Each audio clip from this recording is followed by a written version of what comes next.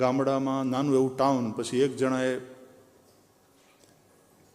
ટપાલ ખાતાની હારે બહુ પત્ર વ્યવહાર કરી અને પોતાની ગલીમાં એક ટપાલનો ડબ્બો લગાડાવ્યો કે ભાઈ અમારે બહુ દૂર જવું પડે, ચોમાસું હોય,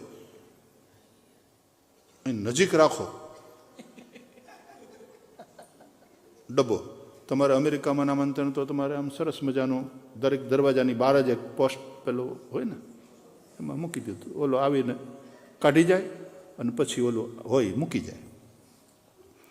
તો એ ભાઈએ બહુ એપ્લિકેશન કરીને લગભગ 3-4 મહિના લગાતાર ફોલોઅપ કર્યું. તો પોસ્ટ ખાતાવાળાએ માન્યું. તો 2 જણા આવ્યા ડબ્બો લગાડવા. ખબર છે ને પેલા લાલ કલરના ડબ્બા આવતા. તો લ્યો ભાઈ તમારી એપ્લિકેશન એક્સેપ્ટ થઈ, માન્ય થઈ. આ ક્યાં લગાડવાનો? તો ઓલો પોતાના જ આંગણામાં એને દૂર જવું ન પડે ને, ક્યાંય મારા ફળિયામાં લગાડી દો, આ દિવાલે લગાડી દો. ભલે. એટલે તમારા આ વિસ્તારના લોકોને હવે ટપાલ નાખવા અહીંયા આવવાનું. તો ત્યાં લગાડી દીધો ડબ્બો. તો આ તો ખુશ થઈ ગયું, કારણ કે આને બધે ઠેકાણે કાગળ લખવાની બહુ ટેવ. મુશ્કેલી એ થઈ કે હાનના 5:30 ઓલો પોસ્ટમેન આવે અને તાળું ખોલી અને બધી પોસ્ટ જેટલી ભેગી થઈ કાઢી જાય. દેવાનું હોય તો ઘરે ઘરે જાય ટપાલી. તો થોડા દિવસ ગયા ને પછી જે કોઈ ઓલો ડબ્બામાં ટપાલ નાખવા આવે ને એ આ ભાઈને પૂછે, કાઢી ગયા?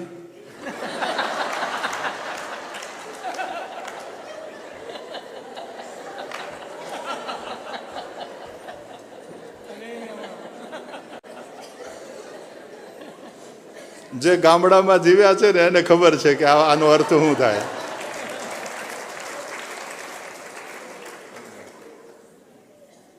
કહેવાનો अर्थ है कि वो खोल करके क्या वो सारे निकाल के पोस्टमैन चला गया, क्या हुआ?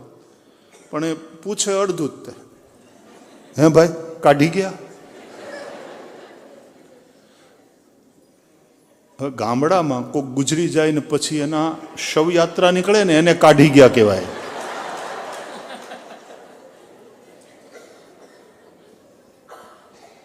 એટલે દિવસમાં 5 જણા આવીને પૂછે, કાઢી ગયા? એટલે આનો મગજ જાય કે કંઈ રોજ કંઈ થોડું કંઈ ગુજરી જાય છે કોઈ અમારા ઘરમાં. ભાઈ બધા સલામત છીએ, બધા હાજા હારા નરવા છીએ. તમે સીધું બોલો એ રીતે કે નહીં ઓલા પોસ્ટમેન આવી અને દરવાજો ખોલી અને ટપાલ કાઢી ગયો કે નહીં એમ પૂછો. હા હું કાઢી ગયા, કાઢી ગયા. લોકો કંઈ થોડા સુધરે. તે 6 મહિનામાં આવ્યો, કંટાળ્યો, પાછા 3 મહિના સુધી પત્રાચાર કર્યો કે આ ડબ્બો કાઢી જાઓ. આ રોજ 5 વાર સાંભળવું પડે છે, કાઢી ગયા, કાઢી ગયા.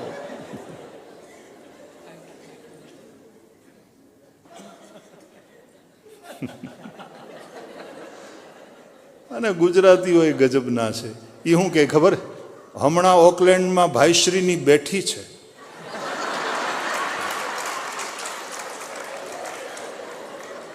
પેલા પણ શું, પેલા સ્પષ્ટ કરો. કથા બેઠી છે એમ કયો.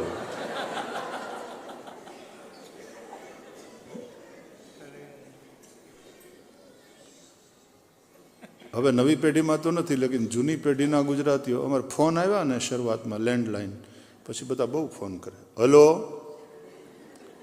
શું કરો છો? એટલે આ પાછો કાંઈ નહીં, આડો પડ્યો છું. એટલે ઘણાને ક્યાંક કોકનું સારું થતું હોય ને એમાં આડા પડવાની આદત હોય.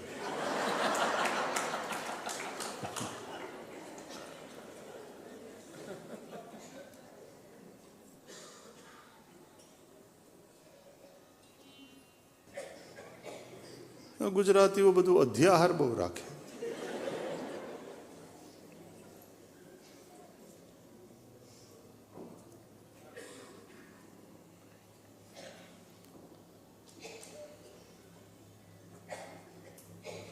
તો વામન ભગવાનનું ચરિત્ર પોલિટિકલ સાયન્સ છે. એમાં પૃથુ ભગવાનનું ચરિત્ર,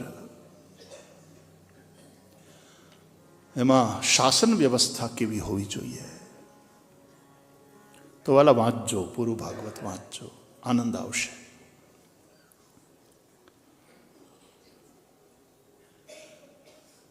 દસમો અવતાર મત્સ્ય નારાયણ,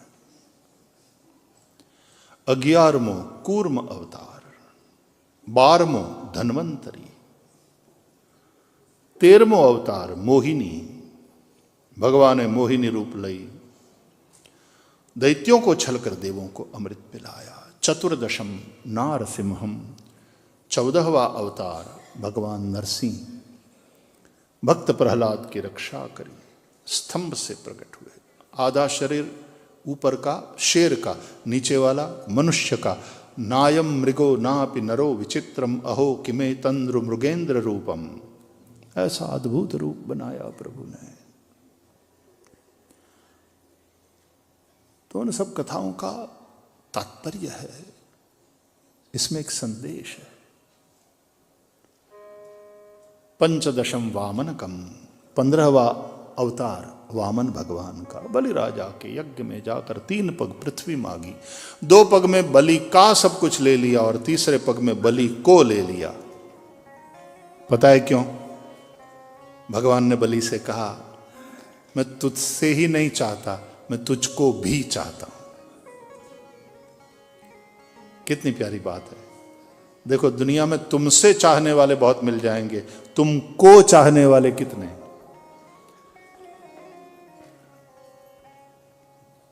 16वां अवतार परशुराम, ये आवेश अवतार. बिगड़ी हुई राजनैतिक या सामाजिक व्यवस्था को देखकर जिन सज्जनों के मन में एक आक्रोश पैदा होता है, सज्जनों के उस कलेक्टिव आक्रोश का नाम परशुराम है. और याद रहे, परशुराम चिरंजीव में है. अश्वत्थामा बलि व्यासः हनुमांश्च विभीषणः कृपः परशुरामश्च सप्तैते चिरजीविना. 21 बार पृथ्वी नक्षत्री करी. इसका मतलब क्या है? जब जब राजनीतिक व्यवस्था बिगड़ती है, तब तब सज्जनों का ये सामूहिक आक्रोश परशुराम बन करके सत्ता परिवर्तन करता है. समय समय पर ऐसा होता है, होता रहता है. 17वां अवतार के रूप में व्यास भगवान को बताया है यहां प्रथम स्कंद में.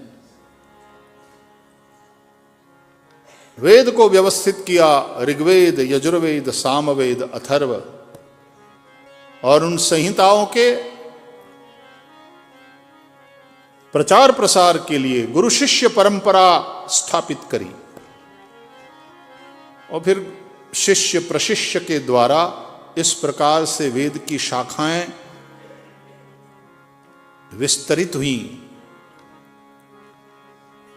किसी जमाने में 1100 से ज्यादा शाखाएं हुआ करती थी, 1121 समथिंग के, उससे ज्यादा. उनमें सामवेद की ही 1000 शाखा. तो अब अधिकांश शाखाएं विलुप्त हो गई हैं. फिर भी धन्य है भारतवर्ष, अनेक संस्कृत पाठशालाएं चल रही हैं, वेद पाठशालाएं चल रही है. वहां वैदिक विद्वान तैयार हो रहे हैं. 7-8 साल लगा देते हैं और पूरी संहिता कंठस्थ करते हैं. उन मंत्रों की सभी विकृतियों के साथ तैयार. ऐसे होते हैं बच्चे, ऐसे विद्यार्थी तैयार होते हैं. जटा पाठ है, घन पाठ है, अनेक प्रकार से 6 अंगों के साथ वेद का अध्ययन करने वाले.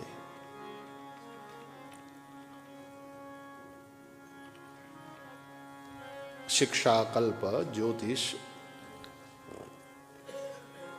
निरुक्त, व्याकरण इत्यादि 6 अंगों के साथ वेद का अध्ययन करने वाले. वेदों का अधिकार जिनको नहीं था, अधिकार से वहां अर्थ है योग्यता. उनको वेद का संदेश समझ में आए, इसलिए व्यास जी ने इतिहास पुराण की रचना करी। इतिहास पुराण के माध्यम से वेदों का ही अर्थ, वेदों का ही संदेश जन साधारण की समझ में आ जाए, ऐसा प्रयास व्यास जी ने किया। बड़ा लोकोत्तर कार्य, इसलिए व्यास भी चिरंजीव है। अश्वत्थामा बलि व्यास। ये व्यास कार्य करने वाले भी चिरंजीवी। अनेक व्यास हुए, पुराणों में उसका वर्णन है, अनेक व्यास।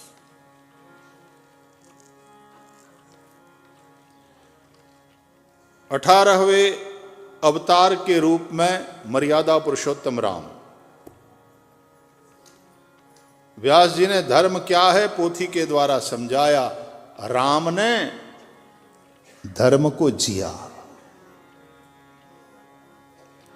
ऐसा जिया धर्म को कि रामो विग्रहवान धर्मः, ये कहा गया श्री राम धर्म का मूर्तिमंत रूप है। इसलिए राम के पीछे चलो। रामादिवत वर्तितव्यम न तो रावणादिवत। 19-20वां अवतार बलभद्र और श्री कृष्ण के रूप में श्री राम वाली संपूर्ण मर्यादाओं का पालन करते हुए आनंद लो जीवन का। You are not here to suffer, you are here to celebrate. Life is a celebration, it is not a punishment.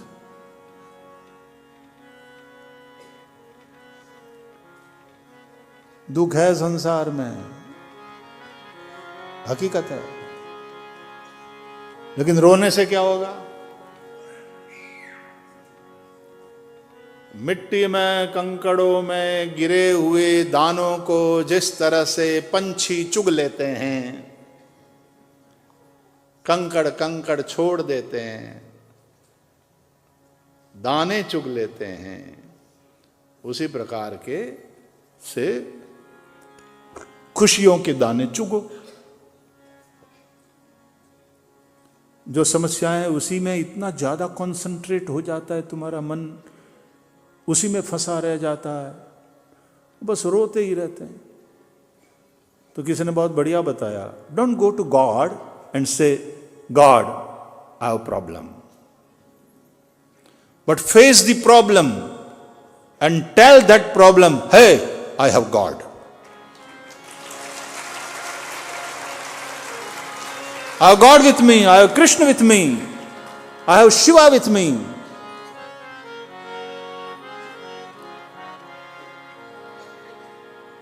ये क्या रोती सूरत बनाना, रोते ही रहना।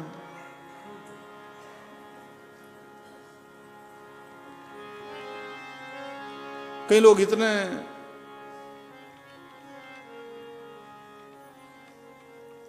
बीमार हो जाते हैं तो इतने मजबूत होते हैं, डॉक्टर यदि कहे कि एक इंजेक्शन लेना पड़ेगा, इंजेक्शन ले लोगे तुरंत ठीक हो जाओगे। अच्छा दे दो, जाने पेंडो खावानो હોય।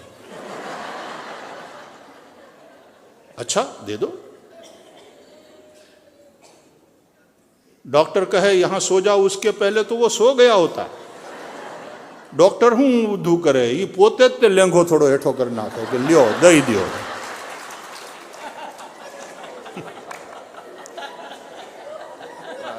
डॉक्टरे केवू पड़े धीरे धीरे धीरे, आटलू बधु उतारवानी जरूर नथी, धीमे धीमे।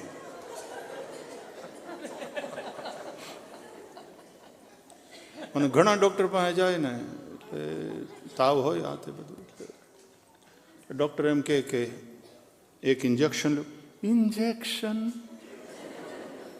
ऐसी रोती सूरत बना करके इंजेक्शन लेना पड़ेगा डॉक्टर साहब, गोली खाने से नहीं बात बनेगी। बोले बन सकती है लेकिन 8-10 दिन लग जाएगा, इंजेक्शन ले लो जल्दी ठीक हो जाओगे। अच्छा दे दो। इतनी दयनीय सूरत बना करके बोलता है, डॉक्टर को भी दया आ जाएगी, तू रहने दे भैया। तो पूछना पड़ता है डॉक्टर ने, आर यू श्योर? बोले हाँ, अब और क्या, चारा तो है नहीं। यहां टेबल पे सो जाओ।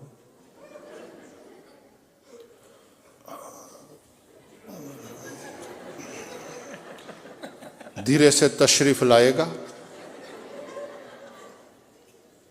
लेट कर सोएगा। हे राम, ऐसे ऐसे उद्गार निकलेंगे।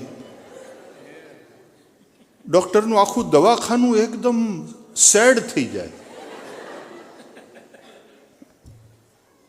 ચારે બાજુ પીડા પીડા પીડા।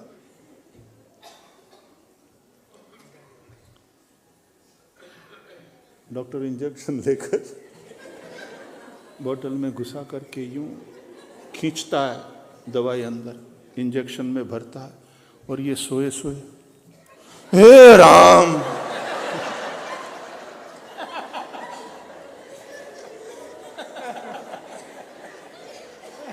वो देख करके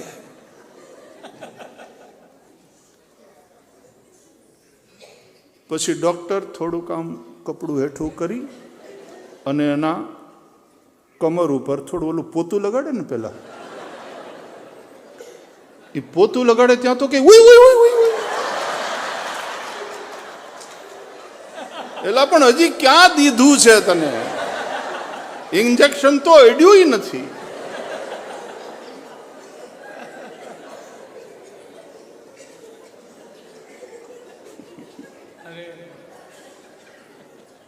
રાધે રાધે। મજામાં છો? આનંદમાં ને બધા? આજ આપણે રાતના 12 વાગ્યા સુધી ઘેર જવાનું નથી।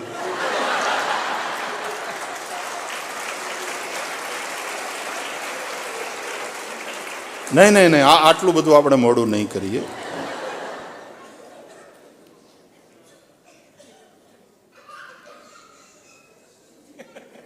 બોલો, નાના નાના ખખડે છે। वाह, बहुत बढ़िया। आती रहे समस्याएं, हंसते रहो, मुस्कुराना सीख लो।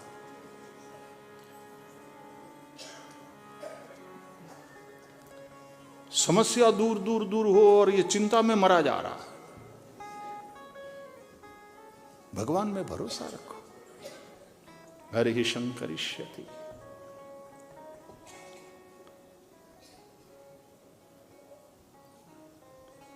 तो श्री कृष्ण परमात्मा ने यह सिखाया, लाइफ इज अ सेलिब्रेशन, एक उत्सव है जीवन।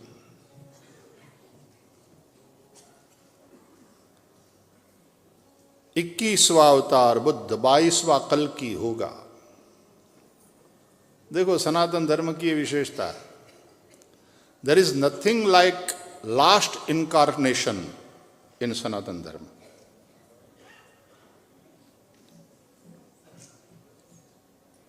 ये लास्ट, इसके बाद अब नहीं आएंगे भगवान, ऐसा नहीं है। यहां गीता के गायक कहते हैं, संभवामि युगे युगे। जब जब होई धर्म के हानि, बाढ़हि असुर अदम अमिबानी, करहि अनीति जाई नहीं बरनी, सीधहि विप्र धेनु सुर धरनी, तब तब प्रभु धरि विविध शरीरा, और हरहि कृपा निधि सज्जन पीरा। हर युग में जब जब जरूरत पड़ती है, वह परम अस्तित्व किसी न किसी रूप में अपने आप को प्रकट करता है। कोई ऐसी विभूति आ जाती है, पूरे विश्व को प्रभावित करती है वो। यद यद विभूति मत सत्वम श्री मधुरजितमेव वा। श्रीमद् भगवत गीता में विभूति योग है पूरा। तो जब भगवान कहते हैं, वृष्णिनाम वासुदेवोस्मि, पांडवानाम धनंजय,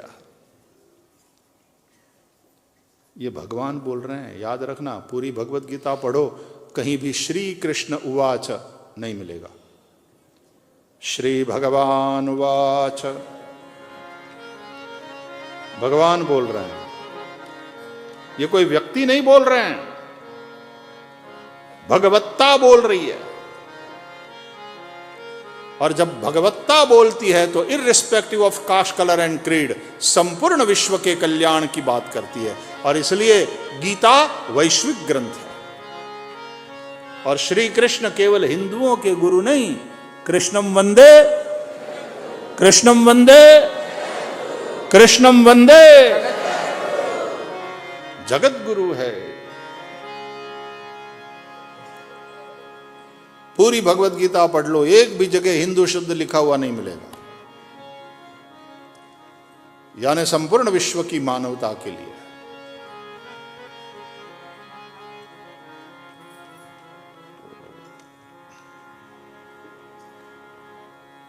इसलिए कल की आएंगे, और कल की भी कोई लास्ट होंगे ये वाली बात नहीं। जब जब जरूरत पड़ेगी वह परम अस्तित्व अपने आप को किसी न किसी रूप में प्रकट करता है। इसमें अभी हयग्रीव अवतार, हंसावतार की बात नहीं, 24 अवतारों की चर्चा। लेकिन भागवत में यह भी आपको लिखा हुआ मिलेगा, अवतारा ह्यसंख्येया, अवतार असंख्य हैं। इनमें से 24 की केवल बात हुई, 24 में से भी 10 मुख्य दशावतार की हम बात करते हैं। 10 अवतार, तो उन अवतारों की चर्चा श्रीमद् भागवत में भगवान वेद व्यास जी ने इसकी रचना करी, नारद जी की प्रेरणा से करी। नारद जी भक्ति मार्ग के आचार्य है। भागवत सुखदेव को पढ़ाया, सुखदेव ने गंगा के तट पर अनशन लेकर बैठे परीक्षित को सुनाया। परीक्षित के जन्म कर्म की कथा आपको भागवत के प्रथम स्कंद में सुनने को, पढ़ने को मिलेगी। देखो परीक्षित के वंश में कैसे कैसे पूर्वज, भीष्म, युधिष्ठिर, अर्जुन जी, और परीक्षित की माता उत्तरा, उसकी सासू द्रौपदी या सुभद्रा, उसकी सास कुंता, सबकी चर्चा। और राजा परीक्षित को शाप हुआ ऋषिपुत्र का। देखो ऐसे पराक्रमी राजा परीक्षित जिन्होंने कली का निग्रह किया, उसी राजा परीक्षित को, चक्रवर्ती सम्राट को, सिर पे जो सुवर्ण मुकुट धारण किया और उसमें कली को स्थान दे रखा था, तो कली के प्रभाव में श्रृंगी ऋषि का अपराध हुआ। उनके गले में मृत सर्प डाल दिया। तो ऋषि के पुत्र ने, अश्वमिक ऋषि के पुत्र ने शाप दे दिया, इति लंघित मर्यादम तक्षकः सप्तमे हनि दक्षन्ति स्म कुलांगारम। अब तुम्हें जीवित सर्प डसेगा तक्षक, और 7वें दिन तुम्हारी मृत्यु होगी। 7 दिन में तुम्हारी मृत्यु होगी। देखो, जिन परीक्षित का माता के गर्भ में अश्वत्थामा के ब्रह्मास्त्र से भगवान द्वारकानाथ ने रक्षा किया था, द्वारकानाथ प्रभु तो स्वधाम पधार गए,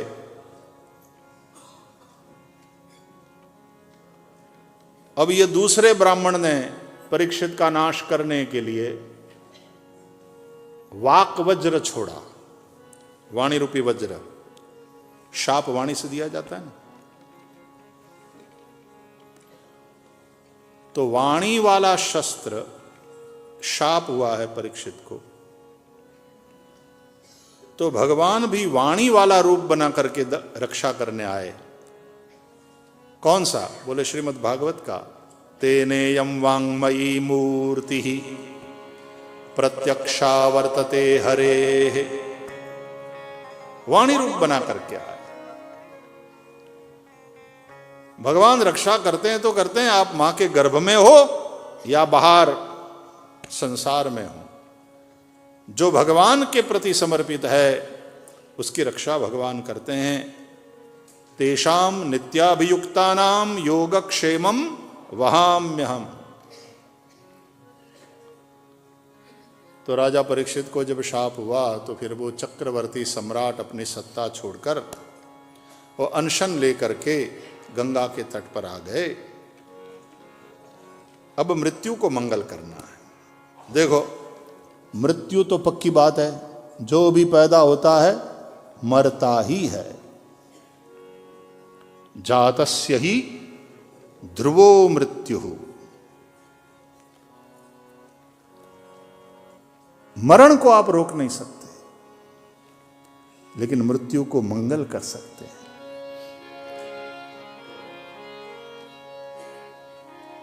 मरो रे जोगी मरो, गुरु गोरखनाथ। ऐसे मरो कि बार बार मरना ही ना पड़े, बार बार मरने के लिए बार बार पैदा न होना पड़े, जन्म मृत्यु का चक्कर छूट जाए। वो मरना मरना नहीं, मालिक से मिलना हो जाए। कबीर ने गाया, मरने से सब जग डरा, मेरे मन आनंद, कब मरी हों कब भेटी हों पूरन परमानंद।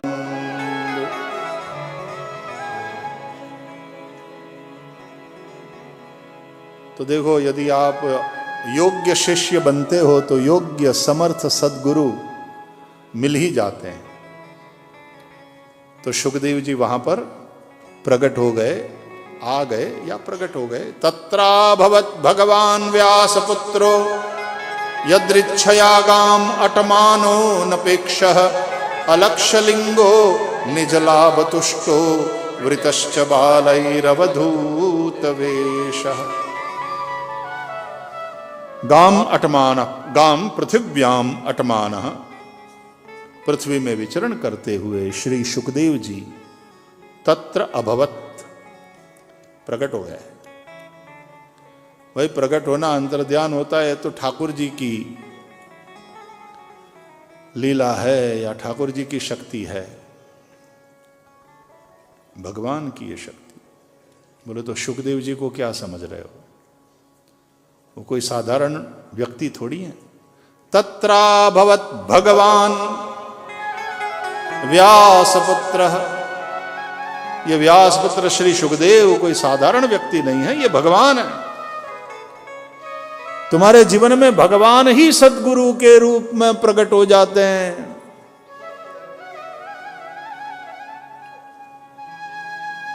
और फिर श्री सुखदेव जी ने राजा परीक्षित को, परीक्षित जब समर्पित हुए कि मेरे नैया पार लगाओ हे गुरुवर,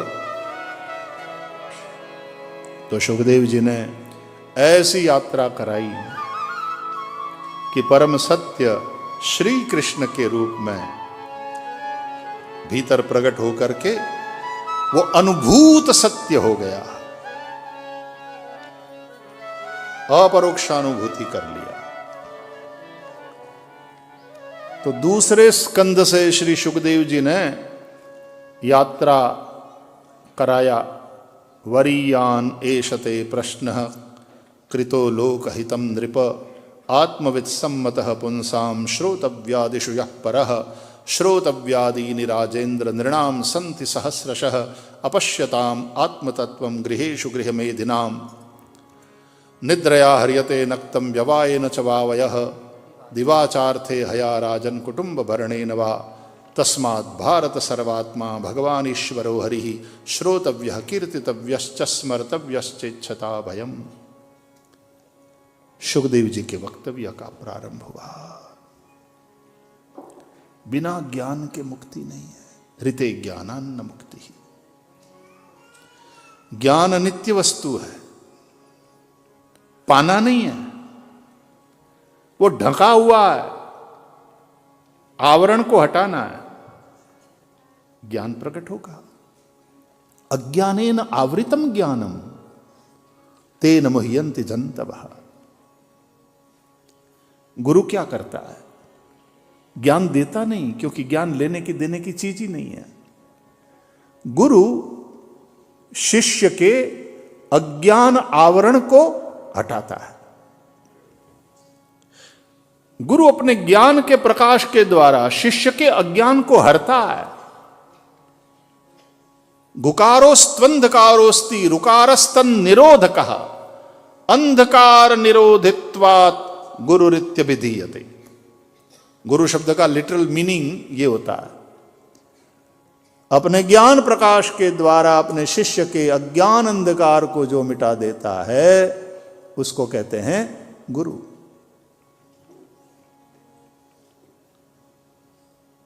तीन चीजें जरूरी है उसके लिए, मन की एकाग्रता,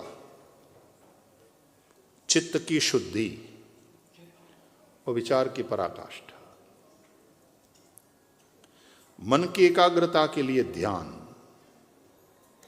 चित्त शुद्धि के लिए मन और इंद्रियों को ऐसे कर्मों में लगाए रखो जिसका मार्गदर्शन वेदों ने किया है, शास्त्रों ने किया है। धर्म के पथ पर चलो, ऐसे कर्म करो कि चित्त शुद्ध हो जाए।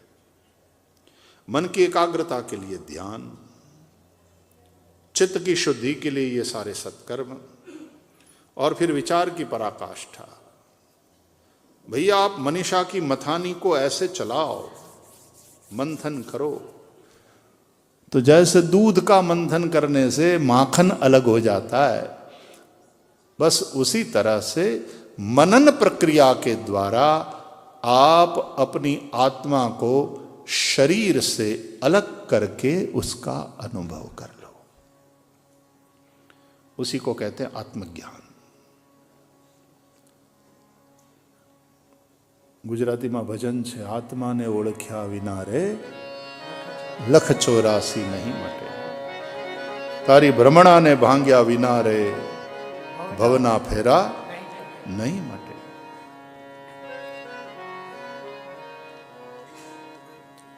तो 2 अध्याय में ध्यान प्रकरण, 2 अध्याय में चित्त शुद्धि प्रकरण और 6 अध्याय में मनन प्रकरण। यह कलेवर है द्वितीय स्कंद का। साधन लीला, प्रथम स्कंद अधिकार लीला, द्वितीय स्कंद साधन लीला, फिर तीसरा स्कंद सर्ग लीला और चौथा स्कंद विसर्ग लीला। यह तीसरा और चौथा स्कंद मैत्रेय जी और विदुर जी के संवाद के रूप में। वहां सर्ग का अर्थ होता है सर्जन, सृजन, क्रिएशन। तो भगवान के द्वारा एक तो सृजन होता है, ठाकुर जी अपने आप को अभिव्यक्त करते हैं सृष्टि के रूप में, लेकिन भगवान के द्वारा हुए सर्जन पर ब्रह्मा अपनी नक्काशी करते हैं। वो है विसर्ग, विशेष सृजन, वैल्यू एडिशन कह लो। तो सर्ग माने दाल चावल और विसर्ग माने खिचड़ी। दाल चावल से फिर खिचड़ी बने। तो तृतीय स्कंद की सर्ग लीला, चतुर्थ स्कंद की विसर्ग लीला। तो तृतीय स्कंद में 3 दाम्पत्य की कथा मिलेगी आपको। अब भागवत पढ़ना पूरा पूरा, अब मैं पीछे पड़ा रहूंगा आपके पूर्णाहुति तक, और प्रसन्न होऊंगा यदि आपने प्रॉमिस किया कि आप पूरा पूरा पढ़ेंगे भागवत। आज कृष्ण जन्म है, आज ही किसी को भगवान श्री कृष्ण को ये वाले प्रॉमिस की भेंट करनी हो, गिफ्ट देनी हो, तो हाथ उठा करके कर लो, इसमें तुम्हारा कल्याण है। If the book is not available तो हिंदी वाली या गुजराती वाली बुक मिल ही जाएगी, यहाँ पर है हमारे हैं। कल कृष्ण जन्म, कल है?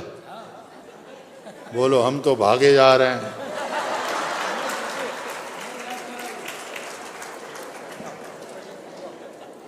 तो आटला तमे डाया छो तो हाड़ा हाथे केम न कीधु?